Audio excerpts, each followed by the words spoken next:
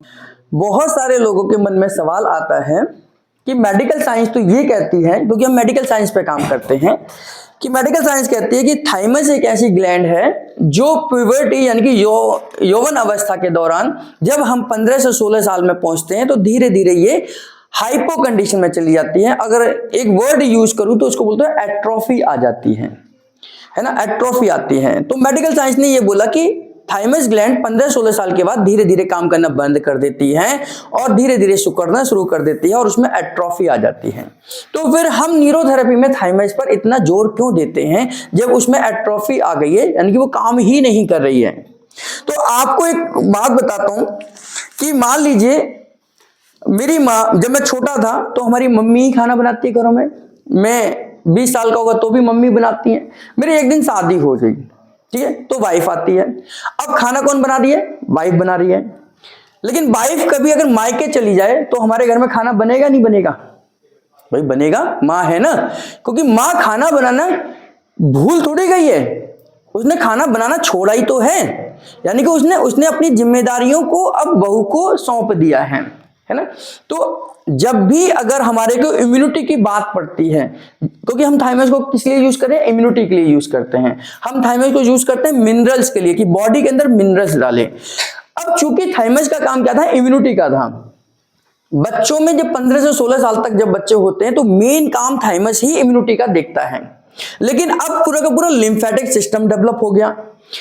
बच्चे ज्यादा बीमार होते हैं बड़ों से, तो बच्चों में ज्यादा इसका फंक्शन है। अब धीरे धीरे थाइमस देखता है कि यार इम्यूनिटी पूरा सिस्टम डेवलप हो गया, स्प्लीन भी पूरी डेवलप हो गई है, लिम्फ भी बन गए, सब जगहों पर चौकियां बन गई है, यानी कि लिम्फ नोड्स तैयार हो गए। अब मैं थोड़ा रेस्ट कर लेता हूं।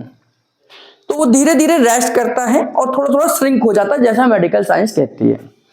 इसका मतलब वो कहती है कि कभी इनएक्टिव नहीं होता। कहीं पर भी मेडिकल साइंस ने ये नहीं लिखा कि थाइमस इनएक्टिव हो जाता है। वो कहती है एट्रोफी आ जाती है। एट्रोफी और इनएक्टिव में दोनों में फर्क है। इनएक्टिव का मतलब वो निष्क्रिय हो गया, वो खत्म ही हो गया, उसने काम करना बंद कर दिया। एट्रोफी का मतलब है कि वो धीरे धीरे श्रिंक हो रहा है और वो धीरे धीरे रेस्ट में जा रहा है। तो लेकिन जब हमारे जैसे घर में बहू रानी के जाने पर माँ दोबारा खाना बनाती है, यानी कि वाइफ के जाने पर खाना दोबारा बनाती है, ऐसे ही जरूरत पड़ने पर हम थाइमस को भी स्टिमुलेट करते हैं, उसको याद दिलाते हैं कि भैया तुम्हारा काम इम्यूनिटी के लिए था, तो थाइमस दोबारा से काम करना लगती है। एट्रोफी का मतलब हम जरूरत पड़ने पर उसे दोबारा स्टिमुलेट कर सकते हैं। ब्रेन में एट्रोफी आ गई, उसमें लिखा होता है according to age there is atrophy, यानी कि उम्र के हिसाब से एट्रोफी हर ऑर्गन में आती है। अगर मैं लंग्स को यूज ना करूं, अगर मैं लिवर को यूज ना करूं, अगर मैं हार्ट को यूज ना करूं, अगर मैं इस हाथ को यूज ना करूं, 4 महीने ऐसे ही बांध दूं तो ये भी तो जाम हो जाएगा ना। 4 महीने बाद इस पे से प्लास्टर निकालूं तो ये ऐसे करने में बड़ा दिक्कत होगी। ये एट्रोफी है, यानी कि ये अपनी नॉर्मल मूवमेंट खो चुका है। तो हम अगर इसको डेली एक्सरसाइज करेंगे, याद दिलाएंगे भाई तुम्हारा काम ये भी था, ये भी था, तो ये करेगा ना। तो हम न्यूरोथेरेपी से उस एट्रोफी को खत्म करते हैं और इसको याद दिलाते हैं कि भाई जो इम्यून सिस्टम जिसका काम था वो काम नहीं कर रहा, अब दोबारा से आपको अपनी जिम्मेदारी संभालनी है। तो दोबारा से स्टिमुलेट होता है क्योंकि हम उसे एक्टिव कर रहे हैं, उसको डेली ट्रीटमेंट दे रहे हैं, डेली वहां ब्लड सप्लाई भेज रहे हैं। और दोबारा से फिल्मों में जैसे एक बूढ़ा हीरो दोबारा से जवान हो जाता है कि वो दोबारा से अपने बदलों को लेने तैयार हो जाता है, ऐसा ही हमारी बूढ़ी थाइमस ग्लैंड दोबारा से जवान हो जाती है जब हम इसे बार बार न्यूरोथेरेपी के ट्रीटमेंट से स्टिमुलेट करते हैं। क्योंकि थाइमस न केवल इम्यूनिटी के लिए काम करता है, जबकि हमारे गुरुजी ने बताया कि थाइमस ही एक ऐसा ऑर्गन है जो ब्लड में से मिनरल्स को बोन्स के अंदर डाल सकता है। अगर आपकी हड्डियां कमजोर हैं और अगर आप चाहते हैं कि आपकी हड्डियां मजबूत बने तो आपको थाइमस देना ही पड़ेगा। इसलिए थाइमस के भी हमारे अलग अलग फंक्शन हैं। हम थाइमस को थाइमस अकेला भी देते हैं और थाइमस चेस्ट भी देते हैं। आपको ध्यान होगा कि हम थाइमस को थाइमस भी देते हैं और थाइमस चेस्ट भी देते हैं। थाइमस अगर हम अकेला दे रहे हैं तो ये इम्यूनिटी के लिए दे रहे हैं। अगर हम थाइमस को थाइमस चेस्ट के साथ दे रहे हैं, थाइमस चेस्ट के रूप में दे रहे हैं, तो ये मिनरल्स के रूप में दिया जाता है। मिनरल्स के रूप में दिया जाता है, यानी कि आपकी हड्डियों को मजबूत करने के लिए दिया जाता है। इसलिए इंजरी में हम थाइमस नहीं देते, हम थाइमस चेस्ट देते हैं, क्योंकि वहां पर मिनरल्स की जरूरत है। इंजरी में इम्यूनिटी की क्या जरूरत है? भाई इम्यूनिटी की जरूरत इंजरी में थोड़ी है, मुझे चोट लग गई तो इम्यूनिटी तो मेरी कल भी वैसे ही थी, आज भी वैसे ही होगी। मेरे चोट लगने से इम्यूनिटी थोड़ी डाउन चली गई है। तो हम इंजरी में थाइमस नहीं देते, हम इंजरी के समय पर थाइमस चेस्ट देते हैं, क्योंकि वहां पर मिनरल्स की जरूरत है, हीलिंग की जरूरत है। जो कैल्शियम है, पोटेशियम है, आयरन है, फास्फोरस है, वो सब वहां पर हील करेंगे। इसलिए इंजरी के एक फॉर्मूले में हम थाइमस चेस्ट देते हैं। और न्यूरोथेरेपी इस बात को जानती है कि हम किसी भी ऑर्गन को दोबारा रीस्टिमुलेट कर सकते हैं, जैसे स्प्लीन को करते हैं।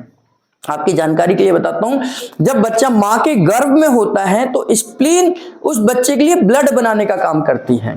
ब्लड बनाने का काम स्प्लीन करती है। जैसे ही बच्चा मां के बाहर आता है और धीरे धीरे डेवलप करता है, यही ब्लड बनाने का काम हमारी बोन मैरो करती है। गुरुजी कहते हैं अगर बोन मैरो में कैंसर हो जाए तो यानी कि बोन मैरो तो खराब होती चली आ रही है, बोन मैरो डिस्ट्रॉय होती आ रही है, तो उसका ब्लड कौन बनाएगा? तो उस कंडीशन में हम न्यूरोथेरेपी में स्प्लीन को स्टिमुलेट करते हैं और स्प्लीन को याद दिलाते हैं कि आप ब्लड बना सकते हैं। आपने बचपन में बच्चे के लिए ब्लड बनाया था। जैसे हनुमान जी को भी याद दिलाना पड़ा ना कि हनुमान जी भूल गए कि मैं उड़ना जानता हूं। वो समुद्र को देख के कहते हैं इतना बड़ा समुद्र मैं कैसे लांघ सकता हूं।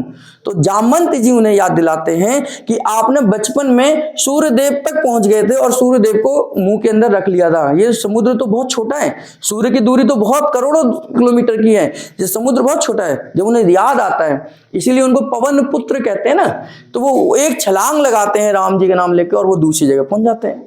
तो ये याद दिलाने की जरूरत है, हर व्यक्ति को अपनी क्षमताओं को याद दिलाना पड़ता है। तो ऐसे ही न्यूरोथेरेपी हमारी बॉडी के ऑर्गन्स की क्षमताओं को याद दिलाती है कि आप क्या कर सकते हो। इसीलिए तो हम जो मुख्य केमिकल एक जगह से नहीं बनता है, दूसरी जगह से भी तो हम याद दिलाते हैं कि भाई ये तुम कर सकते हो। ऐसे तो बहुत सारे उदाहरण हमारी न्यूरोथेरेपी में एरिथ्रोपोएटिन को लेकर है, डोपामाइन को लेकर है, सेरोटोनिन को लेकर है। इन सबको हम दूसरी जगह से रिलीज कराते हैं और दूसरी जगह को याद दिलाते हैं कि भाई आप भी बना सकते हो, ये काम ये कर सकते हो। इसलिए न्यूरोथेरेपी कामयाब है। तो इसीलिए हम न्यूरोथेरेपी में थाइमस का इस्तेमाल अच्छे से करते हैं और बहुत अच्छे से करते हैं, क्योंकि हम जानते हैं कि इम्यूनिटी और थाइमस का क्या रोल है, इंजरी और थाइमस का क्या रोल है। बिना इसके हम नहीं कर सकते, क्योंकि ये T helper, T killer, T T memory cell बनाता है, जो हमारे लिए बहुत जरूरी है। ठीक है, तो इसलिए हम न्यूरोथेरेपी में थाइमस का इस्तेमाल करते हैं।